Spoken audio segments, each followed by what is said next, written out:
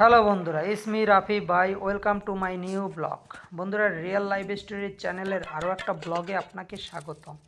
বন্ধুরা, আমরা চলে এসেছি পাকিস্তান এবং ইন্ডিয়ার মাঝামাঝি যে কাশ্মীর আছে, সেই কাশ্মীরে আমরা 2 দিন সার্ভাইভ করার জন্য। আর এই কাশ্মীরে কিন্তু এখন শীত চলে আর প্রচুর তুষারপাত হয়, প্রচুর বরফ পড়ে। আমরা সেই বরফের ভিতরেই 2 দিন সার্ভাইভ করব। আর আমরা যে সাথে করে খাবার নিয়ে এসেছি আর কিভাবে সেই খাবার খাই, কিভাবে এই জায়গায় সার্ভাইভ করি, সেটাই আপনাদের মাঝে শেয়ার করব। বন্ধুরা, এই কাশ্মীরে কিন্তু অনেক বরফ পড়তেছে। এখন শীতকাল চলে, যেহেতু শীতের মৌসুম। বাংলাদেশ এবং পাকিস্তান এবং ইন্ডিয়া এর মাঝামাঝি কিন্তু কাশ্মীর। আর এই কাশ্মীরে কিন্তু এখন প্রচুর তুষারপাত হয়। যারা বাংলাদেশ থেকে ভিডিওটা দেখছেন, অবশ্যই কাশ্মীরে বেড়াতে আসবেন। কাশ্মীরে কিন্তু অসাধারণ একটা জায়গা। আর এই জায়গায় আমি 3 দিন সার্ভাইভ করব, আপনাদের মাঝে শেয়ার করব। কাশ্মীরের তুষারপাত দেখতে কিন্তু আমার খুবই ভালো লাগে। এখন আমি একটা ক্যাম্প তৈরি করব, আর এই ক্যাম্পটা আমি কিভাবে তৈরি করি সেটা এই ভিডিওতে দেখাবো। আমার সাথে একটা ক্যাম্পিং তেরপাল নিয়ে এসেছি আমি। সেই তেরপালটা দিয়ে আমি সুন্দরভাবে এই যে বরফ পড়েছে সেই বরফের ভিতরে আমি তৈরি করব আমার ক্যাম্পটা। আর এই বরফগুলো কিন্তু খুবই শক্ত, কেননা এই জায়গায় কিন্তু ঠান্ডা -13 ডিগ্রি সেলসিয়াস। আর এই -13 ডিগ্রি সেলসিয়াসের ভিতরে আমি কিভাবে সার্ভাইভ করি সেটাই আপনাদের মাঝে শেয়ার করব। আমি যে তেরপালটা দিয়ে আমার ক্যাম্পটা তৈরি করেছি, এই তেরপালটা হচ্ছে ওয়াটারপ্রুফ। এই তেরপালের ভিতরে কোনো বাতাস ঢুকে না, কোনো ঠান্ডা আবহাওয়া এই তেরপালের ভিতরে আসতে পারে না। আমি কিন্তু আমার যেই জায়গাটা আমি সুন্দরভাবে এই যে বরফগুলো সুন্দরভাবে আমাকে সরাতে হবে। আর আমার সাথে কিন্তু আছে আমার ডগেশ ভাই। আর এই ডগেশ ভাই কিন্তু আমার সাথেই সবসময় থাকে। আর ডগেশ ভাই কিন্তু সারাদিন পেটুক খেতেই থাকে, সে কিন্তু অনেক মোটা হয়ে গেছে খেতে খেতে। অলরেডি কিন্তু বন্ধুরা, আমি এই জায়গায় একটু সাফ সাফাই করতে করতে কিন্তু রাত হয়ে গিয়েছে। আজকে একটা দিন কিন্তু আমি এই জায়গায় পার করে ফেলেছি। এখন দেখতে পাচ্ছ আমার ক্যাম্পের ভিতরে লাইটিংটা আমি সুন্দরভাবে করেছি। আর লাইটিংটা করার পরে আমাকে অবশ্যই এই জায়গায় একটু আগুন জ্বালাতে হবে। আর কিভাবে আমি এই তেরপালের ভিতরে আগুন জ্বালাই সেটাই আপনাদের মাঝে দেখাবো। আমি কিন্তু আগুন জ্বালানোর জন্য একটা ফায়ার বক্স নিয়ে এসেছি। আর এই ফায়ার বক্সের ভিতরেই আমি কাঠ দিয়ে আগুন জ্বালাবো। আর এই ফায়ার বক্সের ভিতরে যদি আমি আগুন জ্বালাই তাহলে কিন্তু আমার রুমটা একদম গরম থাকবে। আর আমার রুমটাকে গরম রাখতে হলে অবশ্যই আমাকে আগুন জ্বালাতে হবে। আর আগুন না জ্বালালে আমি এই ঠান্ডার ভিতরে কিন্তু 10 মিনিটও সার্ভাইভ করতে পারবো না। আর এই জায়গায় এত ঠান্ডা, আমি একদিনের ভিতরেই বরফ হয়ে কাঠ হয়ে এই জায়গায় মৃত্যুবরণ করতে পারি। বন্ধুরা, এখন আমি দেখো যে ফায়ার বক্সটা নিয়ে এসেছি, সেই ফায়ার বক্সটা সুন্দরভাবে সেট আপ করলাম। এখন আমি জঙ্গল থেকে কিছু শুকনো কাঠ সংগ্রহ করব। তোমরা যে দেখতে পাচ্ছ এই কাঠগুলো কিন্তু শুকনো আছে, কেননা এই জায়গায় বরফ পড়ে। আর বরফ কিন্তু এখন গলে না। আর বরফ না গললে কিন্তু বন্ধুরা কোনো কিছুই ভেজে না। বরফটা কিন্তু একদম শক্ত। যখনই এইটা আপনার হাতের স্পর্শ পাবে তখনই এটা গলা শুরু করবে। আর গললেই কিন্তু পানি বের হবে। আর পানি বের হলেই কিন্তু সব কিছু ভিজে যাবে। এখন কিন্তু কোনো কিছুই ভিজবে না, কারণ ভেজার না কারণ হচ্ছে এই জায়গায় বরফ পড়তেছে। আর বরফ কিন্তু আপনাকে ভিজাবে না, যখন সে গরম পাবে তখনই কিন্তু সে পানি তৈরি করবে আর গলে যাবে আর সব কিছু ভিজে যাবে। যখন দিন হবে, সকাল হবে, তখন কিন্তু রোদের আলোতে বরফ গলতে শুরু করে। আর বরফ গললেই পানি তৈরি হয়। এখন যে ভিতরে যে বরফগুলো দেখছেন, এগুলোতে কিন্তু আমার কাপড় চোপড় কিছুই ভিজবে না, কেননা এ জায়গায় কিন্তু বরফ প্রচুর ঠান্ডা। আর বরফগুলো শক্ত হয়ে আছে। বরফগুলো যখন আমার হাতের স্পর্শে আসে তখনই কিন্তু বরফগুলো গলে যায় এবং পানি তৈরি হয়। আর এখন কিন্তু এই যে কাঠগুলো দেখছেন, কাঠগুলো কিন্তু একদম শুকনো। এগুলোর গায়ে বরফ লেগে আছে, তারপরে এগুলো সুন্দরভাবে জ্বলবে, কেননা এগুলো ভিজা না, এগুলো হচ্ছে শুকনো কাঠ। আর এই বরফগুলোও কিন্তু শুকনো বরফ। এগুলো কিন্তু যখন গরম পায় তখন পানি রূপান্তরিত হয়। এখন সে শুধুই মাত্র একটা বরফ, কুয়াশার মতন, যার থেকে কোনোই পানি আসে না। বন্ধুরা দেখো, প্রায় 13 ডিগ্রি সেলসিয়াস ঠান্ডা আছে এই জায়গায়, -13। আর ওই -13 ডিগ্রি সেলসিয়াসের ভিতরে আমি 3 দিন কিভাবে বেঁচে থাকি সেটাই আপনাদের মাঝে শেয়ার করব। দেখো বন্ধুরা, আমি রাতে কিন্তু এই জায়গায় একটু ঘুরে ঘুরে দেখতেছি। রাতে কিন্তু প্রচুর তুষারপাত হচ্ছে। এই জায়গায় কিন্তু ডাইরেক্ট তুষার পড়ছে, বরফ পড়ছে বলতে। এই যে দেখেন আমার ক্যাম্পের উপরে সব বরফ। এই যে দেখেন সকাল হয়েছে, সকাল হওয়ার পরেই কিন্তু পানি গলতে শুরু করেছে, বরফ গলতে শুরু করেছে। আর কিন্তু এই জায়গায় কিন্তু পানির যে একটা স্রোত তৈরি হয়েছে। তা আমি কিন্তু একটা রাত আবারও কাটিয়ে ফেললাম। আমার ডগিশ ভাই দেখো কিভাবে তেরপালের ভিতর থেকে বের হলো। তাকে কিন্তু আমি যতই বলি সে কিন্তু ততই শোনে না আমার কথা। দেখো বন্ধুরা, এখন আমি আগুন জ্বালাবো। আগুন জ্বালিয়ে আমি গরম পানি খাবো। আর গরম পানি আমাকে শরীরকে চাঙ্গা রাখবে। আর আমার ডগিস ভাইকেও আমি কিছু খানা দেব সকালবেলা, তারও যেহেতু প্রচুর খিদা লেগেছে, তাকেও খাবার দিতে হবে। আর এই কাশ্মীরে থাকতে হলে আপনাকে অবশ্যই প্রচুর শীতের কাপড় চোপড় নিয়ে আসতে হবে। দেখো বন্ধুরা, আমি এই জায়গা থেকে বরফ সংগ্রহ করতেছি, আর এই বরফগুলো যখন আমি আগুনের উপরে দেব তখন কিন্তু এটা পানি হয়ে যাবে, পানি হিসেবে রূপান্তরিত হবে। দেখো, এই পানি আমি খাবো, এই পানি কিন্তু ফুটিয়ে খেলে আমি একদম বিশুদ্ধভাবে খেতে পারবো।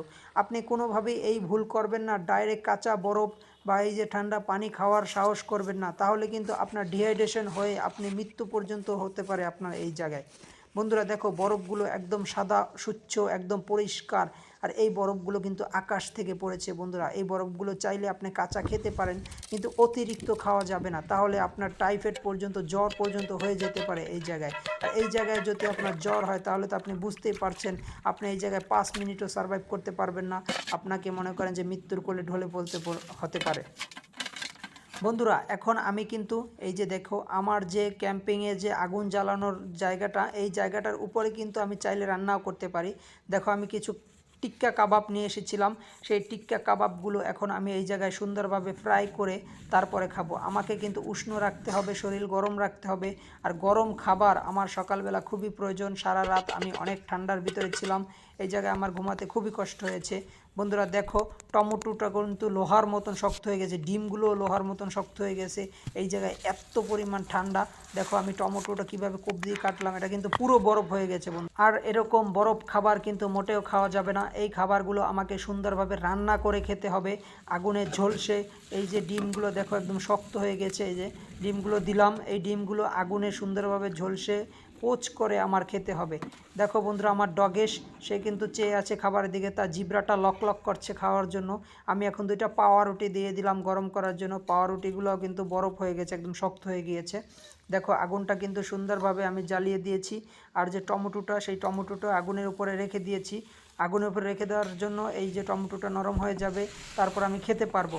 আর রুটিগুলো আমি উল্টায় পাল্টায় দিচ্ছি, কেননা রুটিগুলো একদম বরফ হয়ে গিয়েছিল, শক্ত। এখন দেখো রুটিগুলো খুবই নরম হয়ে গেছে। আমি চাইলে এখন এই যে ডিম পোচ করেছি, সেই ডিম দিয়ে এখন আমি খাবো। আর টিক্কাগুলো আমি সুন্দরভাবে ফ্রাই করে নিয়েছি, টিক্কাগুলো দিয়ে আমি রুটিগুলো খাবো। এই যে দেখো ডিমের কুসুমগুলো কি সুন্দরভাবে হয়ে গিয়েছে।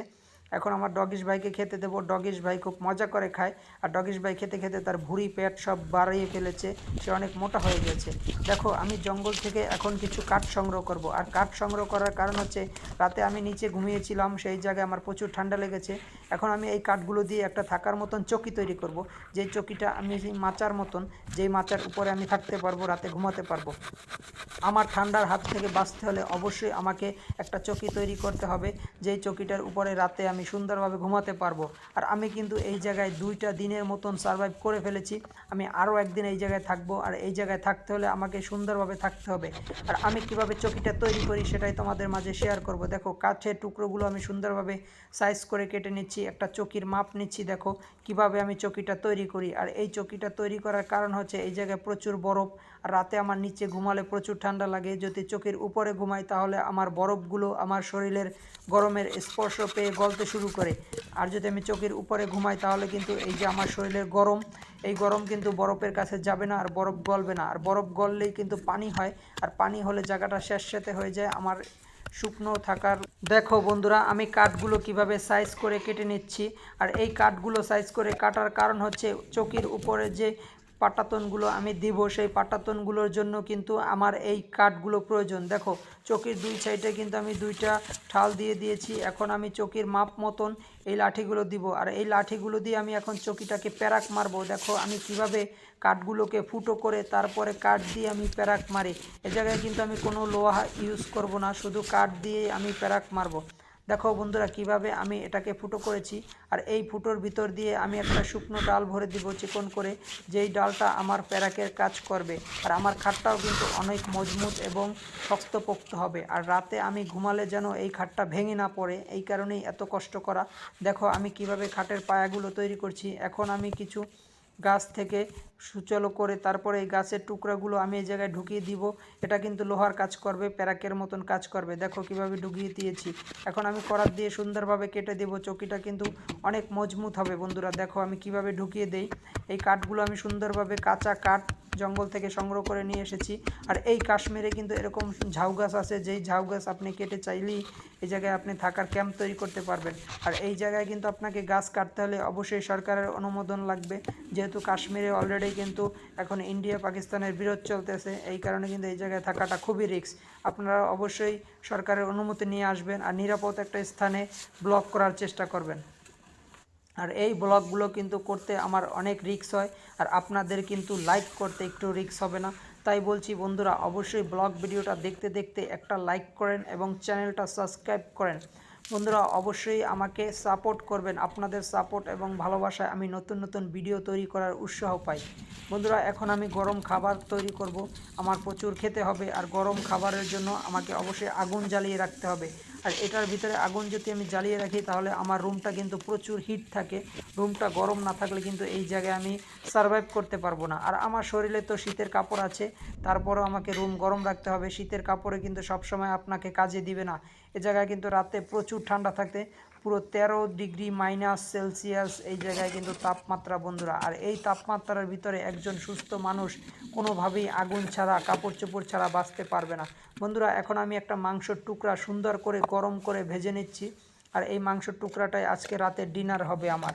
আর আমি কিন্তু আমার ডগেশকে নিয়ে এটা খাবো, আর ডগেশ ভাই কিন্তু খুবই লোভী, সে কিন্তু সারাদিন খাই খাই করে। দেখো এই যে মাংসের টুকরাগুলো আমি সুন্দরভাবে চাকু দিয়ে কেটে নিচ্ছি।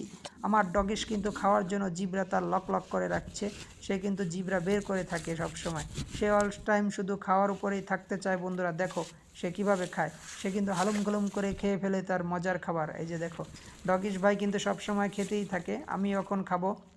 রাতে খাবার পরে কিন্তু ঘুমিয়ে যাব বন্ধুরা। আর রুটিগুলো কিন্তু একদম শক্ত হয়ে গিয়েছে, রুটিগুলো গরম করে নিয়েছি, একদম লোহার মতন শক্ত হয়ে যায় রুটিগুলো, এতটা ঠান্ডা পড়ে এই জায়গায়। বন্ধুরা আজকে কিন্তু তৃতীয় রাত, আর আজকেই আমার শেষের রাত। আজকে রাতটা কাটিয়ে কালকে সকালে আমি চলে যাব বন্ধুরা এই যে কাশ্মীর ছেড়ে। আর এই ঠান্ডার ভিতরে আমার আর একদিনও থাকা যাবে না, প্রচুর ঠান্ডা এই জায়গায়, বেশি দিন থাকলে আমি অসুস্থ হয়ে যেতে পারি। রাতে আমার কিন্তু প্রচুর কাঠের প্রয়োজন পড়েছে, কাঠ আমার ফুরিয়ে গিয়েছে, অবশ্যই আমার শুকনো কাঠ লাগবে, শুকনো কাঠ না হলে আমি এই জায়গায় 1 মিনিটও সারভাইভ করতে পারবো না। দেখো বন্ধুরা আমি কিন্তু ঝাউবনের ভিতর থেকে কিছু শুকনো কাঠ টেনে টেনে নিয়ে এসেছি, আর এই শুকনো কাঠগুলো এখন আমি সুন্দরভাবে কেটে আমার ক্যাম্পের ভিতরে ঢুকিয়ে রাখবো রাতে। সারা রাত আমার আগুন জ্বালিয়ে রাখতে হবে, আর আগুন যদি আমি জ্বালিয়ে না রাখি আমার ক্যাম্পের ভিতরে কিন্তু প্রচুর ঠান্ডা নেমে আসবে, আর এত ঠান্ডা আসবে যে আমি এই জায়গায় বরফের মতন শক্ত হয়ে যেতে পারি, আমার হার্টবিট বন্ধ হয়ে যেতে পারে। বন্ধুরা দেখো আমি কাঠগুলো নিয়ে এসেছি, আমার বিছানার পাশেই রাখবো, রাতে একটা একটা করে কাঠ এটার ভিতরে দেব। আমি দেখো একটু হাতের উষ্ণতা নিচ্ছি গরমের, হাত কিন্তু প্রচুর ঠান্ডা হয়ে গিয়েছে, বাইরে কিন্তু প্রচুর ঠান্ডা। দেখো আমি কিন্তু অল টাইম কাজের উপরে থাকি, আর অল টাইম যদি আপনি কাজের উপরে থাকেন এই কাশ্মীরের বরফের ঠান্ডার ভিতরে আপনাকে বেঁচে থাকতে আরও সাহায্য করবে। কাজের ভিতরে থাকলে আপনার শরীর গরম থাকবে, আর শরীর গরম থাকলে আপনাকে ঠান্ডায় অতটা কাবু করতে পারবে না। বন্ধুরা এই জায়গায় কিন্তু প্রচুর তুষারের ঝড় হচ্ছে, আর এই ঝড়ের ভিডিওটা আপনাদের মাঝে শেয়ার করছি। দেখেন হোস হোস করে বাতাস বইতেছে, আর বাতাসের সাথে বরফের কণাগুলোও ছুটে ছুটে করছে। আর এই বরফের কণাগুলো কিন্তু সকালবেলা দেখতে পারবেন আমার ক্যাম্পের চারপাশে অনেক উঁচু পাহাড়ের মতন হয়ে যাবে। আর এই বরফগুলো কিন্তু আমি এখন নেওয়ার কারণ হচ্ছে রাতে আমার পানির প্রয়োজন, আর এই বরফগুলো কিন্তু আমি আগুনে দিলেই পানি পাচ্ছি, আর পানি খেয়ে আমি বেঁচে থাকতে পারবো। আপনারা অবশ্যই পানি গরম করে খাবেন, পানি যদি আপনারা গরম করে না খান তাহলে আপনাদের মারাত্মক লেভেলের ঠান্ডা লাগতে পারে, যে ঠান্ডা থেকে আপনার মৃত্যু পর্যন্ত হতে পারে। বন্ধুরা টগিস ভাই কিন্তু প্রচুর ঠান্ডার ভিতরেও আছে, সারভাইভ করতেছে। দেখো বন্ধুরা সকাল হয়ে গিয়েছে অলরেডি, আর পানি কিন্তু পড়তেছে, বরফ কিন্তু গলতেছে। বন্ধুরা যখন সূর্যের আলো পড়ে তখনই বরফ গলতে থাকে, আর বরফ গলতে থাকলেই পানি তৈরি হয়। বন্ধুরা এখন আমি নিয়ে যাচ্ছি সয়া সস, আজকে আমি তুষার খাবো। সয়া সস দিয়ে একদম ন্যাচারাল পরিষ্কার তুষারগুলো কিভাবে আমি খাই সেটাই আপনাদের মাঝে শেয়ার করব। দেখো বন্ধুরা আমি তুষারের উপরে সয়া সস দিচ্ছি, এই সয়া সসটা কিন্তু এ জায়গায় আপনি কাশ্মীরে পেয়ে যাবেন, এটা হচ্ছে কাশ্মীরের মানুষ খায়।